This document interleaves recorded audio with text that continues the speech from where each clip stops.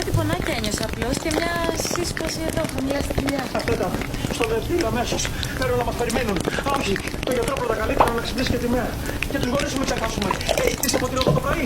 Το καράβι τι συμφέρει. Περίμενε, σιγουρευτούμε πρώτα Βραδινισάκο, περίμενε.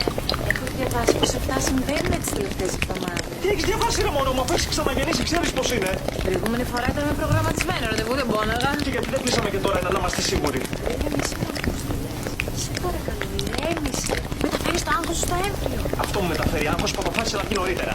Συνέχεια προχθές μου έλεγες πως είσαι έτοιμος και για το τοκετό και για να γίνεις πατέρας. Εννοείται πως είμαι, αλλά στην ώρα μου. Έχω διαβάσει, έχω σκεφτεί με λογική την κάθε μου κίνηση, ξέρω να διατηρώ την ψυχραιμία μου και είμαι προετοιμασμένος για όλα. Εντάξει, ίσως και να μην είμαι. Μαμά! Μαμά! Ξυπνήστε! Γεννάμε! Το κορίτσι μας, Βαγγέλη. Ξύπνησε περίπου και πονούσε. Είσαι παυσίμωνο, αγόρι μου. Ναι, για μια παστίλια για το βήχα. Τι λες, Βαγγέλη μου. Γερνάει το κορίτσι, τι δεν καταλαβαίνει. Αλήθεια το Βαγγελάκης μας. Ναι, φαίνεται από πάλι τον άκρη νωρίτερα.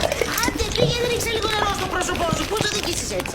Μπράβο σου, λέμε, την το πήρε στο θαύμα σου. Ω, Παναγία μου, τι θα κάνουμε. Όλα θα πάνε καλά, παιδί μου. Μη στεναχωριέσαι καθόλου. Και εγώ την Όλγα και τη Μαρίσα σε αυτή τη βδομάδα τις γέννησα. Λοιπόν, να οργανωθούμε.